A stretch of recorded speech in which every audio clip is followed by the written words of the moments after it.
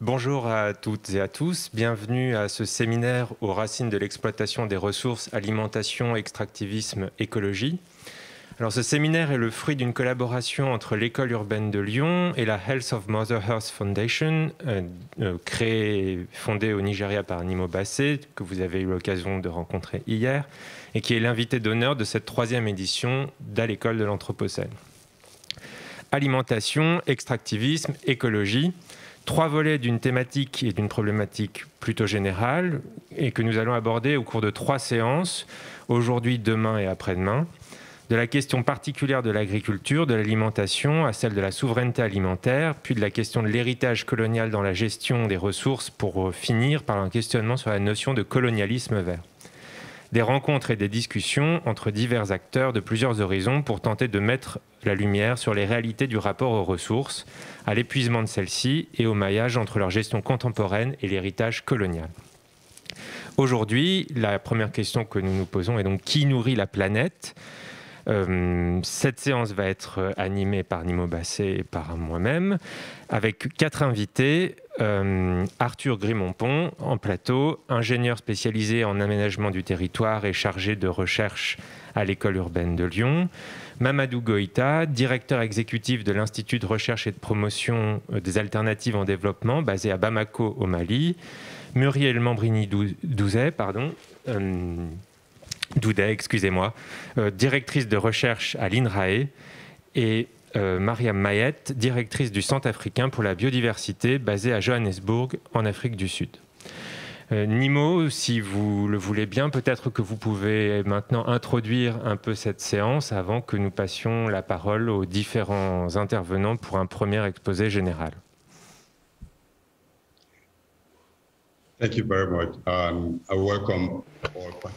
Merci beaucoup et bienvenue à tous nos participants pour cette session. C'est une session unique que nous allons tenir et la question est qui nourrit la planète ? Nous avons parlé de beaucoup d'idées différentes, mais qui nourrit concrètement la planète ? Et la façon dont nous définissons les choses est directement liée à la notion de soutien pour pouvoir nourrir la planète et quelles sont les approches à la production d'aliments et quel type d'aliments souhaitons-nous avoir sur nos tables. Il y a beaucoup de questions à ce niveau-là et avec cette simple question, nous allons pouvoir aborder énormément de thèmes différents. Nous avons donc des membres de notre panel qui sont très divers et nous sommes très heureux et très contents de pouvoir organiser ces discussions qui s'annoncent intenses.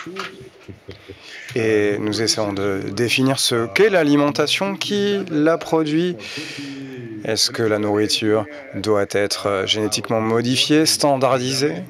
Il y a beaucoup de questions que l'on peut se poser et nous allons essayer d'y répondre grâce aussi à notre session de débat avec nos participants. Et Lucas et moi-même poserons aussi des questions à nos participants. Je crois que nos participants ont travaillé dur sur cette question.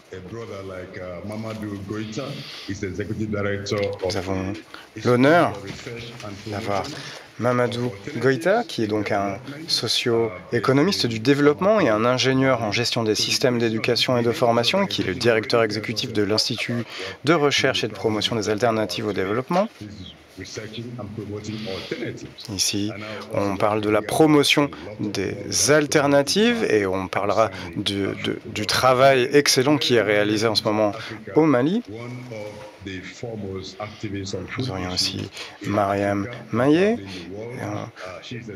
qui est la directrice exécutive du Centre africain pour la biodiversité et qui travaille sur la nourriture sur le continent africain, qui travaille sur les agriculteurs, sur le contrôle qui peu sur l'alimentation, sur les politiques d'alimentation, sur les politiques en termes de variété, de plantation, etc. Et voilà, c'était pour donner une brève introduction. Quelques minutes pour présenter un tableau général de la situation par rapport à ce qui est vos travaux et notamment peut-être un concept que vous portez plus particulièrement qui est celui de la résilience alimentaire.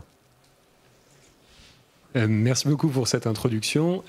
Enchanté de rencontrer tous les intervenants de ce soir, même si c'est à distance malheureusement. Donc pour faire une petite introduction, en effet, je m'intéresse à la résilience des systèmes alimentaires. Le système alimentaire compris comme l'ensemble des activités qui permettent à une société de s'alimenter. Et ce qui est très intéressant de voir, c'est que le système alimentaire, donc agriculture plus alimentation dans son ensemble, ça peut être vu comme la première force motrice des changements globaux aujourd'hui. On pourrait dire le premier moteur de l'Anthropocène.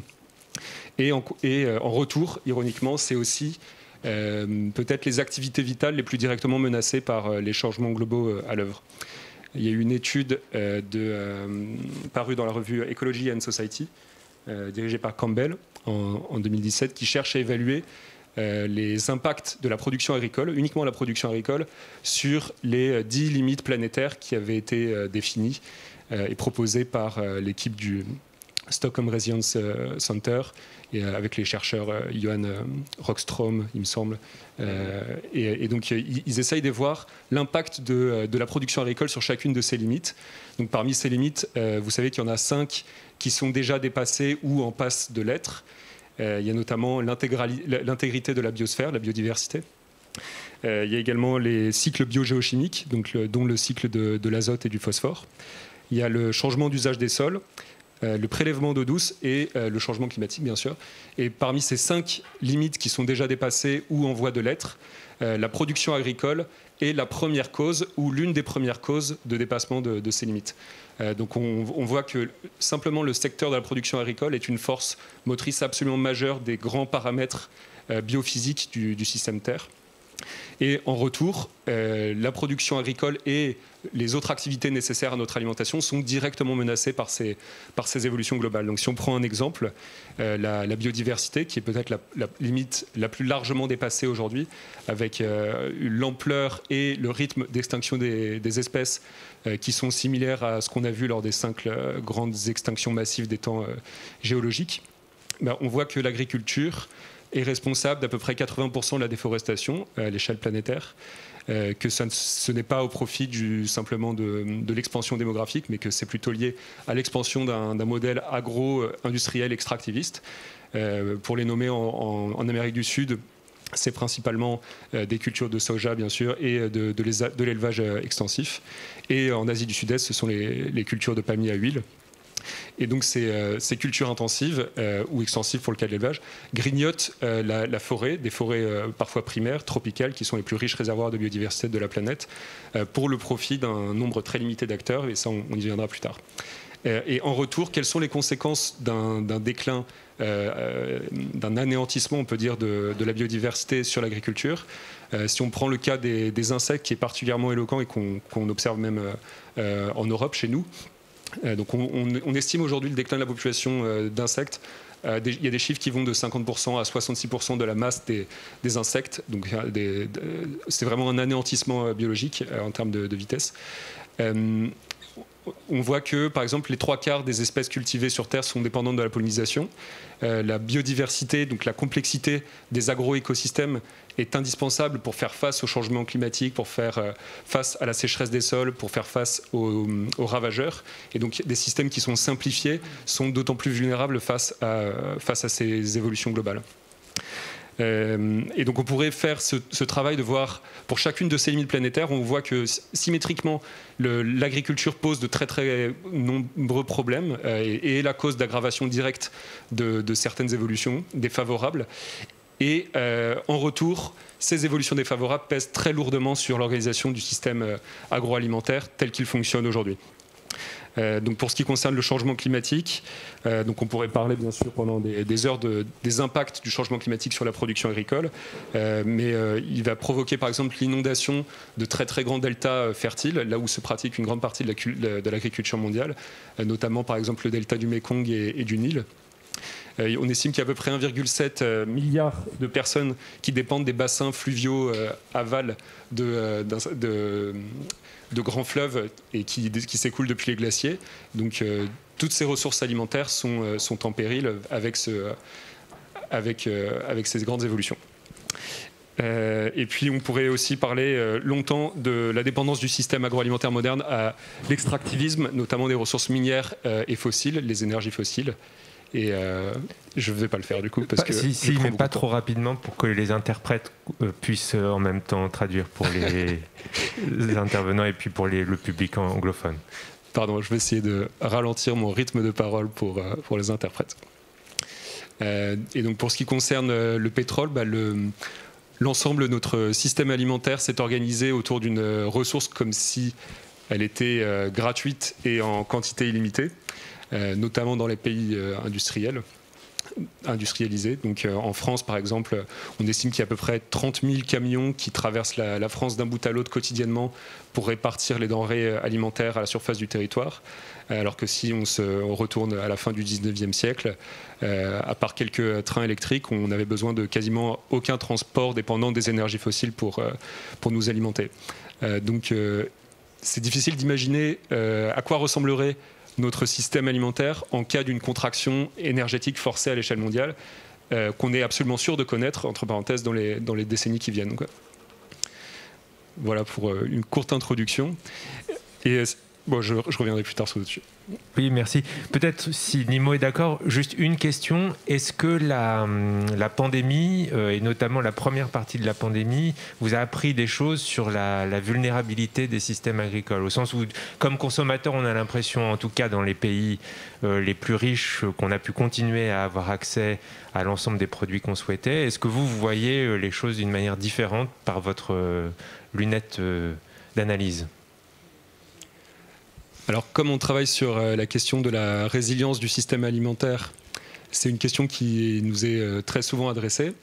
Et souvent des partisans du statu quo, du modèle de fonctionnement actuel du système alimentaire, nous disent mais vous voyez, malgré cette crise, cette pandémie mondiale, on a pu continuer à nous alimenter sans grand problème, hormis des ruptures de stock sur quelques produits de base dans les supermarchés, mais qui sont plutôt liés à des effets de panique qu'à des ruptures d'approvisionnement. Donc ça démontrerait, selon eux, qu'il y a une forme de résilience dans l'organisation actuelle du système alimentaire. Et en fait, le terme de résilience, plus généralement, est très largement repris, récupéré à toutes les sauces. Donc quand on parle de résilience, il faut s'interroger sur la résilience vis-à-vis de quel type de menaces. Et par exemple, les menaces que je viens d'évoquer rapidement, changement climatique, épuisement des ressources fossiles, effondrement de la biodiversité, sont d'une ampleur et d'une nature absolument différentes que les quelques restrictions de déplacement qu'on a connues pendant la crise sanitaire. Donc, en conclusion, ce qui s'est passé pendant la crise sanitaire n'augure absolument pas de ce qui va se passer avec l'avènement des menaces que j'ai décrites plus tôt. Cependant, il y a aussi une vision peut-être très occidentalocentrée à penser que la crise sanitaire a eu relativement peu d'impact. Alors déjà, elle en a eu, y compris chez nous. Il y a eu une explosion, par exemple, de l'accès aux banques d'aide alimentaire en France. On est passé de quelque chose comme 6 millions à 8 millions, il me semble, en l'espace de quelques mois seulement. Donc plus de 10% de la population du pays qui dépend d'une aide alimentaire institutionnalisée pour s'alimenter, donc qui est en situation de précarité alimentaire. Donc là, on parle de précarité alimentaire, mais on peut aller voir dans d'autres pays ce qui se passe. Et là, la FAO a sorti le programme alimentaire mondial, notamment, donc l'instance de la FAO qui s'intéresse aux questions d'extrême pauvreté et de faim dans le monde.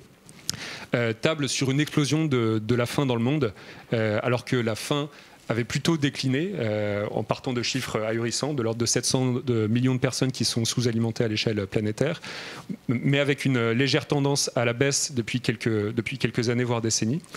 Aujourd'hui, on estime que la courbe s'est inversée dans le mauvais sens et qu'on va assister à une explosion de la faim dans le monde, en partie à cause des conséquences de cette crise sanitaire et des réponses des différents gouvernements à cette crise. Très bien, merci. Nimo? Nimo, Est-ce que vous voulez réagir également? do you want to react, or shall we give the floor to another guest? Okay, Lucas, and Arthur, thank you so much for the conversation. Maybe we should go to another Alors, speaker. peut-être que l'on pourrait proposer à une autre personne de poursuivre. Right? Entendu? Maybe we'll hand the floor over. Thank you so much, Arthur. Donc, merci beaucoup. Je vois qu'il y a beaucoup de questions qui arrivent. Et certaines des questions ont déjà trouvé une réponse dans votre première intervention. Peut-être pourrions-nous donner la parole à Muriel Mambrini. Muriel, c'est à vous. Merci beaucoup. Merci.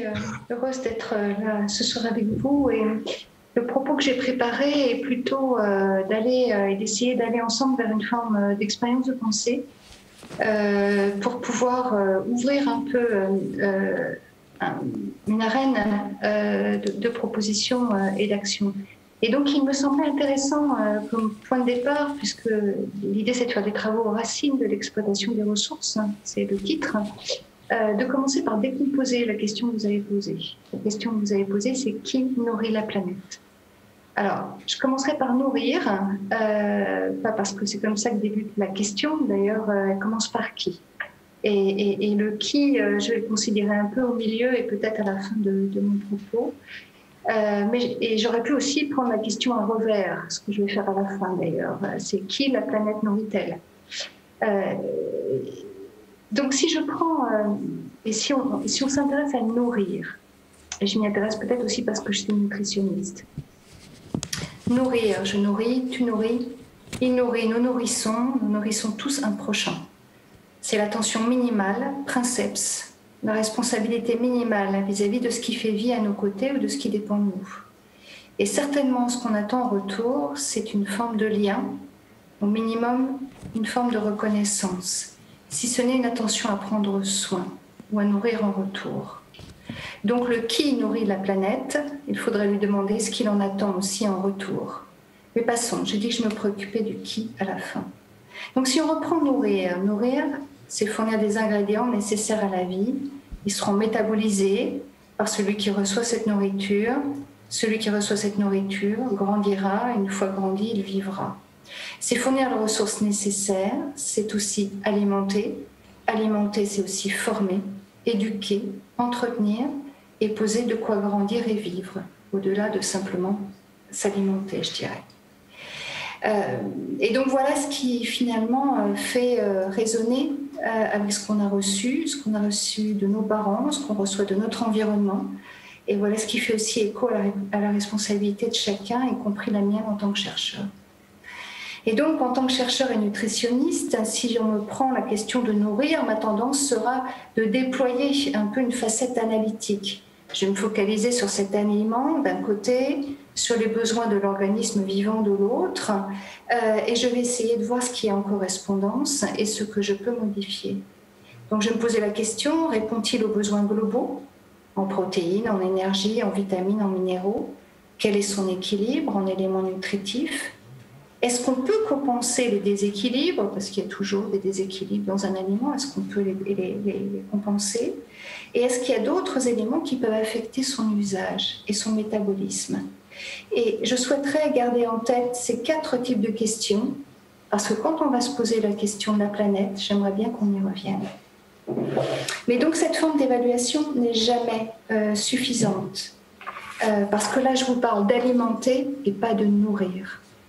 Et pour nourrir, je ne peux pas faire autrement que de me préoccuper de ce qui se passe en amont et en aval de cet aliment qui m'arrive, et de porter un peu plus d'attention au fait que cet organisme vivant qui est alimenté, qui est nourri, ben, il est justement vivant.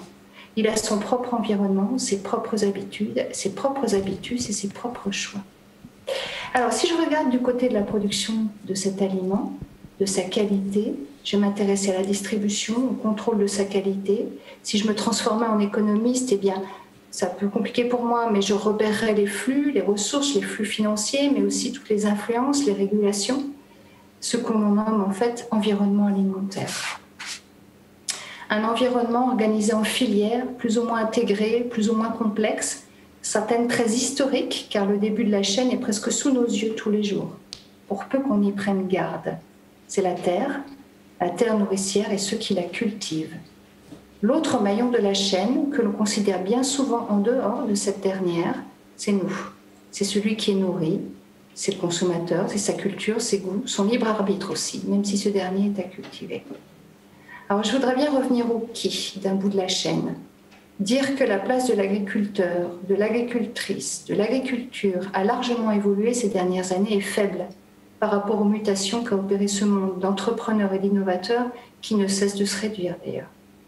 Ces métiers qui à la fois sont en lien mais ont aussi asservi la nature, ont conjugué le temps des cycles naturels et l'accélération de la modernité, les savoirs et les derniers résultats de la recherche. Si on revisite l'histoire de l'agriculture ces 60 dernières années, on voit qu'elle s'est intensifiée avec la révolution industrielle, diversifiée avec la révolution technologique et qu'elle est entrée dans une nouvelle forme de compétitivité avec la mondialisation. Donc on peut dire que l'objectif de nourrir une population en augmentation, comme vous le disiez, depuis 1960, ça s'est traduit par le fait que la population dispose de 20% de calories en plus par personne. Mais si je dis ça, pour moi, je dis rien. Il faut regarder sur quoi ça s'appuie. Ça s'appuie sur des innovations, des politiques publiques et des acteurs, et également l'implication d'acteurs privés. Et donc aujourd'hui, comme le disait notre orateur précédent, la question agricole est au sein des problématiques de l'environnement, pris au sens large, mais aussi des changements démographiques, du changement climatique et des ressources rares, avec ce rôle dual.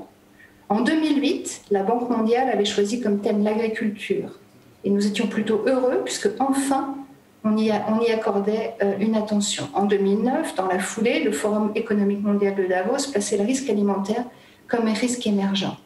Et aujourd'hui, l'objectif fin zéro est l'un des 17 objectifs du développement durable.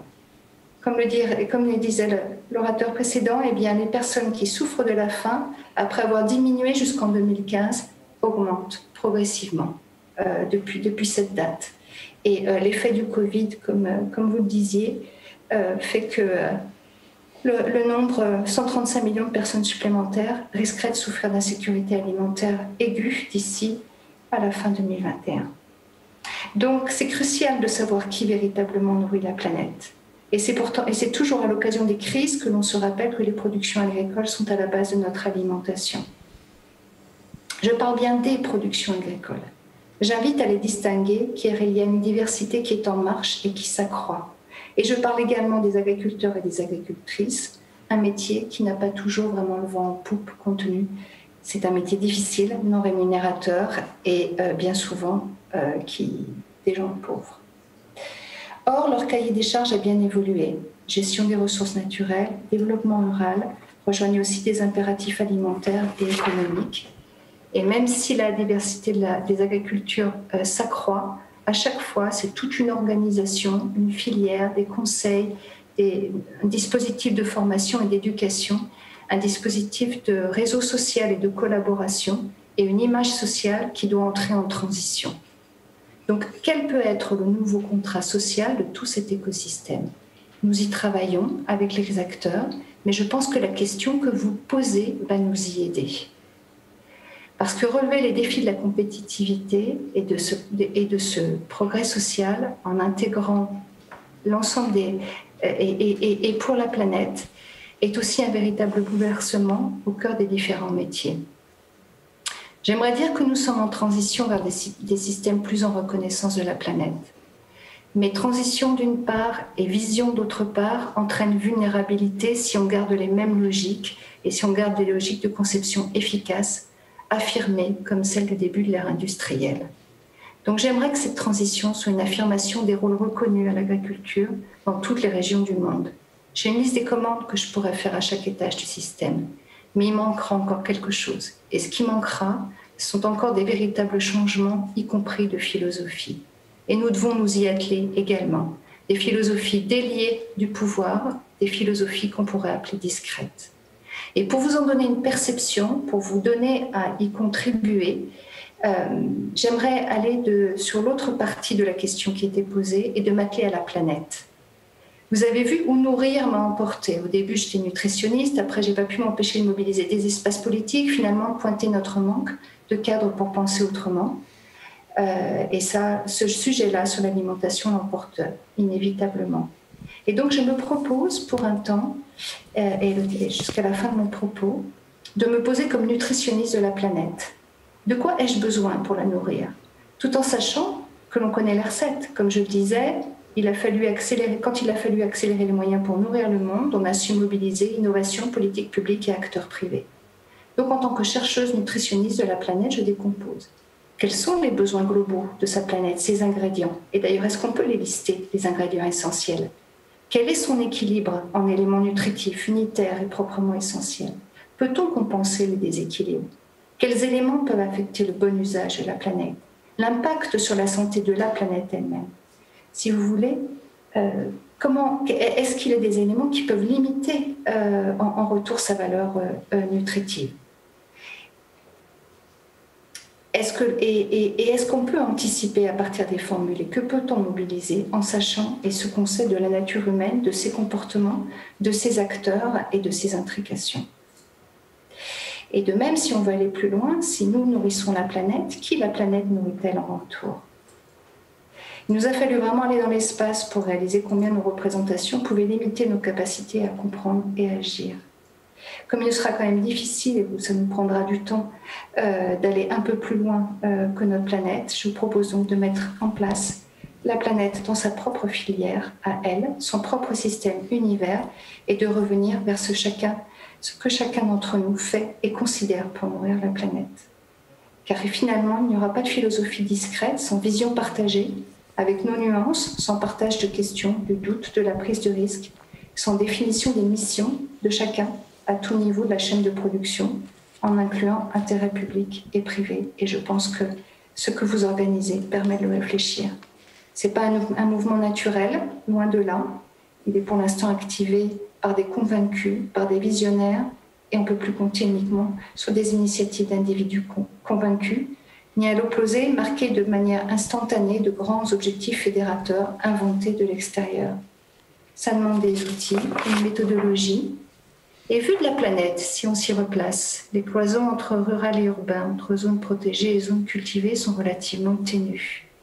Donc penser dans un tel contexte ne veut plus dire se plaindre de la complexité ou essayer de la traiter, mais se dire que là, en un point où on est localement, peu qu'on soit rigoureux, eh bien on fait de la valeur et une valeur qui servira à tous. Et là, il y a vraiment à faire. Donc finalement, qui nourrit la planète et qui la planète nourrit-elle en retour et sans doute un peu la posture que l'on pourrait avoir pour pouvoir traiter l'ensemble de ces questions. Merci beaucoup. Je rappelle à toutes les personnes qui suivent ce séminaire en direct qu'elles peuvent poser leurs questions sur l'ensemble des réseaux sociaux de l'École urbaine de Lyon et que nous aurons un temps pour relayer ces questions à la fin du séminaire. Donc Nimo, pour suivre votre recommandation, peut-être que nous pouvons tout de suite écouter Mamadou Goïta pour un troisième exposé liminaire, si vous êtes d'accord.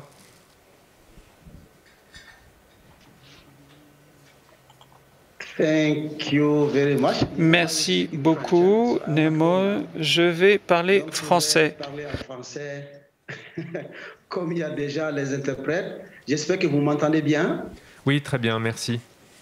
Très bien. Merci vraiment pour cette invitation. Merci à Nimo, une personne extraordinaire avec laquelle j'ai eu le plaisir de travailler sur plusieurs sujets, et aussi à Mariam qui va parler tout à l'heure.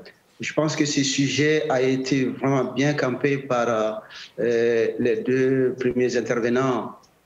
Et je crois là où Muriel vient de terminer, je pense que c'est vraiment fondamentalement la question qu'on doit se poser. Et je commencerai par là, et en essayant de contextualiser un peu ce que je vais dire. Parce qu'il y a ces deux éléments. La question m'a renvoyé à plusieurs types d'interprétations. Qui nourrit la planète dans le sens des populations qui sont sur la planète, et comment assurer ce besoin fondamental de la manière la plus adéquate possible. Donc, je l'ai interprété de cette façon, mais aussi je l'ai interprété donc, en termes de contenu de cette planète-là, et dont ce contenu a besoin d'être satisfait par rapport à ce qu'il mange au quotidien, et qui est aussi lié à sa culture, donc d'où la diversité, la spécificité qu'on doit y mettre. Et la deuxième partie de la question, qui nourrit la planète en tant que contenant. En tant que contenant, dans ce cas-là, ce n'est plus le contenu des personnes qui contiennent, mais le contenant qui est en train d'être déstabilisé et qui risque de ne pas pouvoir nous contenir, tout simplement parce que ces structures de base sont en train d'être déstabilisées. Donc, en prenant à ce niveau-là, je pense qu'il est bon de rappeler un certain nombre de points importants. Donc, parce que les débats actuels que nous avons liés à un certain nombre de concepts liés au système alimentaire au niveau mondial renvoient justement à des tournants importants. Pourquoi est-ce que le concept de souveraineté alimentaire est venu sur la table? Tout simplement parce qu'on s'est rendu compte que par rapport aux critères qui sont liés à la sécurité alimentaire, tout simplement, on était allé dans une approche où il y a une catégorie d'acteurs, il y a une catégorie d'acteurs qui commençait à dire donnez-nous les moyens, donnez-nous les politiques publiques, donnez-nous l'espace pour qu'on puisse produire et nourrir le reste du monde. C'était les entreprises multinationales, c'était d'autres acteurs qui se croyaient être en mesure de pouvoir jouer ce rôle de nourrir cette planète-là, non seulement de nourrir la planète en tant que contenant, mais aussi la planète en tant que contenu. Et donc, ceci a abouti à un slogan à l'époque, je me rappelle bien parce que j'étais dans la salle à la FAO en 1996, quand le concept de souveraineté alimentaire a été mis sur la table par la Via Campesina, pour dire, ça veut dire qu'on nourrissez-vous et taisez-vous. On vous donne à manger et vous devez vous taire. Donc mange et tais-toi. C'est ça qui déterminait un peu la conceptualisation de sécurité alimentaire à l'époque. Donc c'était mange et tais-toi. Mais il y a beaucoup d'acteurs qui se sont dit, d'autres se sont dit, non, c'est pas comme ça que ça se passe. On doit avoir le choix culturellement, politiquement, socialement, économiquement de ce qu'on veut manger. Et comment est-ce qu'on veut le manger et avec qui on va coopérer pour pouvoir manger. Donc c'est qui va renvoyer à qui fait les gestes, qui l'accompagne, qui le soutient et qui finalement va être le bénéficiaire de ce qui sort. Donc quand on parle de système alimentaire, on est dans des pans entiers de l'amont et des pans entiers de l'aval. Donc il y a un certain nombre de dispositifs qu'on doit analyser de façon conséquente. Ça veut dire que les modes de production ne peuvent pas être déconnectés des modes de valorisation de ces produits-là que nous avons. Les modes de transformation, mais aussi la question fondamentale du marché. De quel marché parle-t-on? Donc, puisqu'un système alimentaire ne peut pas aller sans que les produits circulent entre les gens, comment est-ce qu'on fait pour que la production soit faite de façon durable? D'où la question fondamentale de l'accès aux ressources de production. Je parle de l'eau, je parle de l'accès à l'eau, je parle de l'accès à la terre, je parle de l'accès aux semences, des autres types de ressources, que ça vienne des ressources publiques ou des ressources privées. Comment est-ce que c'est organisé pour assurer que nous allons maintenir le cap de cette production avec des populations qui augmentent, mais de façon durable, pour que la planète qui est en train de déstabiliser puisse rester cette planète qui va nous contenir. Donc ça, c'est fondamentalement une analyse qu'on fait en amont. Donc au-delà de cette production, de ces systèmes de production, des méthodes qu'on utilise, la manière dont on met les ressources, comment est-ce qu'on va sur l'aval avec tout ce qui est lié à la transformation et la circulation de ces produits-là? Donc il y a un certain nombre d'éléments fondamentaux qu'on doit pouvoir analyser. Donc j'ai dit historiquement, ça veut dire qu'on a senti qu'il y a un déséquilibre qui était en train de s'installer, qu'il y a eu la tentation pour une catégorie d'acteurs, c'est qui qu'on va subdiviser en plusieurs morceaux. Il y a une partie qui a voulu s'accaparer le droit de pouvoir faire de l'argent, tout simplement pour parler cru, avec cet élément fondamental de la vie des nations, de la vie des peuples et de la vie de cette diversité que nous avons, dont je mentionnais tantôt, qui est la diversité des systèmes alimentaires. Donc ça a été un tournant important. Donc il y a eu beaucoup de réactions en lien avec ça, pour dire tout simplement que nous avons besoin aujourd'hui de recomposer la manière politiquement de concevoir ces systèmes alimentaires, de les intégrer dans des territoires, de les comprendre en lien avec la diversité culturelle, cette diversité économique, politique, etc., et qui est fondamentalement le fondement. Il y a des statistiques importantes qui nous disent, pour répondre en partie aussi à cette question, qui indiquent bien que quand on fait le lien entre système de production, la valorisation des produits à travers la transformation, tout ce qui est post-récolte, tout ce qui est lié à la question des marchés, quand on fait le lien aujourd'hui, il y a deux catégories de types de marchés dont on est en train de parler. C'est ce fameux marché mondial qui va aller avec tous ces débats sur les chaînes de valeur, les chaînes de valeur globales et tout ce qui s'ensuit, qui a démontré que ça correspond à moins de 30% de notre alimentation qui circule par là. Et qu'est-ce qui compose? Je pense qu'il y a des statistiques aujourd'hui qui démontrent bien qu'on a moins de 30% de l'alimentation du monde qui passe par ce marché mondial-là, dont on parle tant. Et que quand on déstabilise malgré tout, il n'y a que ces 30% à peu près, moins de 30%, mais quand on déstabilise ces 30%, c'est le monde entier qui crie au scandale. Ça a été le cas en 2008, où il y a beaucoup d'exemples qui montrent bien qu'est-ce qui circule au niveau de ce marché mondial-là. Nous avons quelques produits. C'est le maïs, c'est le riz, c'est les oléagineux, c'est le blé, etc. C'est tout. Le reste, c'est que moi, je mange chez moi en majorité, qui est le millet et le sorgho, n'a pas eu ce choc de ce marché mondial, mais ça s'est répercuté sur mon pays, où il y a eu des pays voisins du Mali qui ont organisé des marches qu'on a appelées des marches pour la dignité ou des marches contre la faim, etc., etc. Donc ça montre qu'aujourd'hui, on a créé un mythe autour de quelque chose qui n'en vaut pas la peine tout simplement parce que nous avons une grande partie de notre alimentation qui circule au niveau des exploitations familiales, qui circule au niveau des petits producteurs, qui circule dans les mains d'un système de production qui est contrôlé par le bas et qui permet de prendre en compte la diversité de ce que nous avons.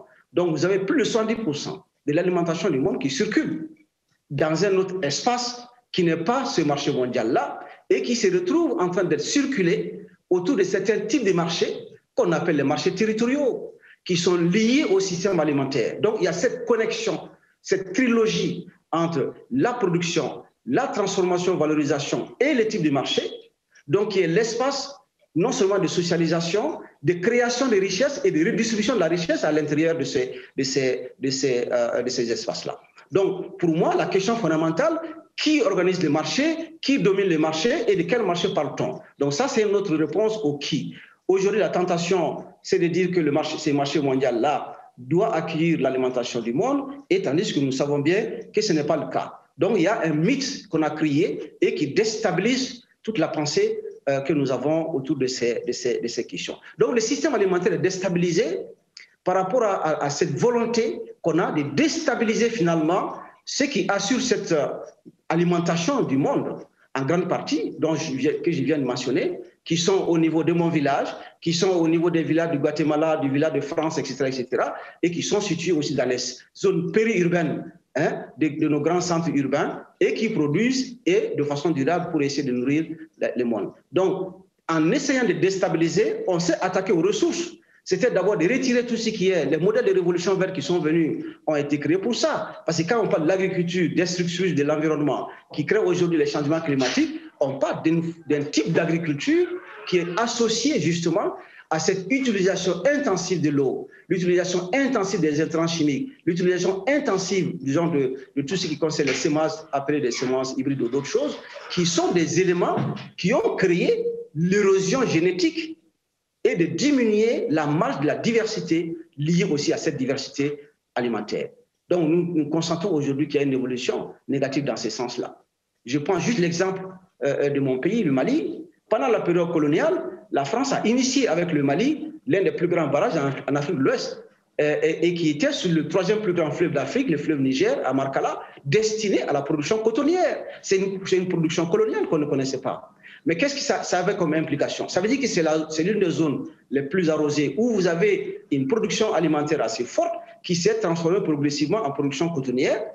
En allant vers le coton irrigué, ce qui n'est pas dans la culture, dans notre culture, on est allé progressivement vers une zone de production risicole, parce que c'était le produit commercial qui pouvait faire l'affaire. Et aujourd'hui, cette zone qui était destinée à la production céréalière de type de céréales, donc le mil, le sorgho et d'autres catégories, s'est transformée en une zone de production risicole, avec tout ce qu'on a connu comme dégâts, puisque le riz, on ne peut pas le produire sous les arbres, comme on le fait en termes d'agroforesterie pour le mil et le sorgho. On a coupé tous les arbres, on a mis des périmètres rizicoles. Progressivement, on est rentré dans l'utilisation d'engrais chimiques, on a assisté à la salinisation des terres, etc., etc. Donc, c'est une progression historique, la déstabilisation des systèmes alimentaires qui s'est attaquée à ce qui-là. C'est qui pour nous, c'est le paysan et la paysanne, c'est l'éleveur, c'est le pêcheur, c'est celui qui est dans la cueillette en matière d'agroforesterie et qui protège cet arbre-là, parce qu'il sait que c'est cet arbre qui va lui donner les fruits sauvages qui contribuent une part importante de son alimentation. Qu'on ne peut pas faire de l'élevage sans pour autant faire de l'agriculture, et que l'agriculture doit côtoyer aussi cet élevage-là, et que c'est cet ensemble-là qui va assurer la transformation pour la production, la transformation pour la valorisation du système alimentaire et la transformation pour justement la mise à marché qui crée de la richesse, qui redistribue une grande partie de cette richesse-là, mais qui n'est pas en léthargie parce qu'il est en connexion avec d'autres territoires qui lui permettent d'aller beaucoup plus loin.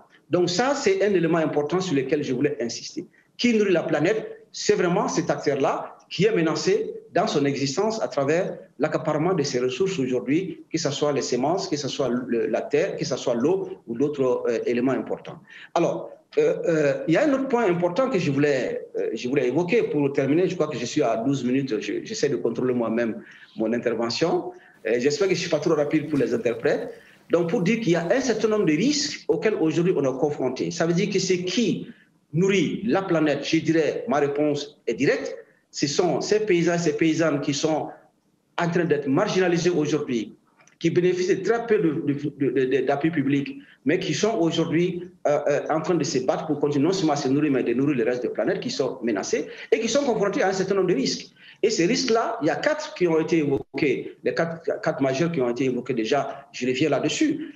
Chez nous, il y a d'abord les risques sociaux, c'est la reconnaissance de ce qui nourrit. Il n'est pas évident. Dans mon pays, au Mali, malgré le fait il y a quand même des combats énormes qui ont été menés pour justement valoriser, quand c'est écrit sur votre carte d'identité agriculteur ou éleveur ou pêcheur, vous n'avez plus droit à rien. La preuve, c'est que les jeunes qui rentrent aujourd'hui dans l'agriculture ou dans l'élevage ou dans la pêche, tel que ça se présente aujourd'hui, quand on leur demande pourquoi est-ce que vous êtes dedans, ils disent, bon, je suis dans l'agriculture, je suis en train de chercher un emploi avant de trouver un emploi. Ça veut dire que pour eux, ce n'est pas un emploi. Donc, il y a un risque, le risque social déjà, de la dévalorisation de ce métier-là, en déstabilisant le système, est un premier risque sur lequel on doit pouvoir travailler. Donc, c'est qui est déstabilisé dans son existence.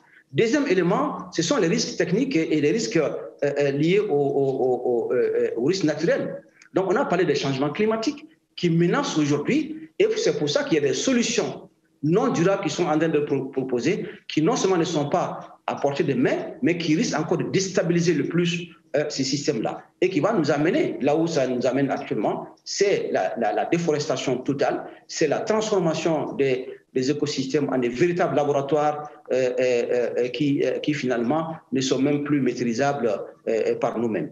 Troisième risque qui est lié au risque économique, les risques économiques liés aussi à la déstabilisation de même les sources de financement de cette forme d'agriculture avec grand A, où je mets l'élevage, la pêche et la foresterie, donc de déstabiliser sur le qui, avec quel soutien, le qui soutient le qui nourrit, se déstabilise aussi. Donc on est en train d'assister à une privatisation d'un certain nombre de ressources qui sont des communs, qui sont des biens communs ou qui sont des biens publics, qui sont en train de déstabiliser par un autre qui est à l'origine justement en partie de cette nourriture du monde, de cette planète-là, mais qui en même temps le déstabilise. Et puis bon, je terminerai par un élément pour dire, aujourd'hui, on n'a pas le choix que de changer de posture, changer de paradigme en même temps, de changer de posture.